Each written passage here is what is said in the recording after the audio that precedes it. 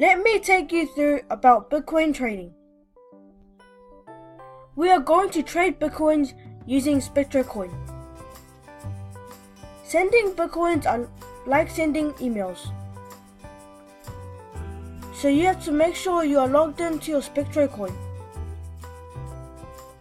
Then click withdraw.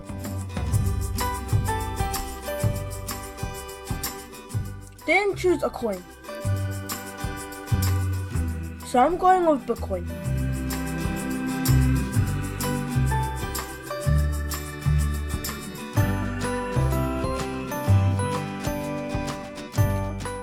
Then add the receiver's Bitcoin address. Then add the amount of Bitcoins you want to send. As you know, I don't got any Bitcoins, but this is just a tutorial.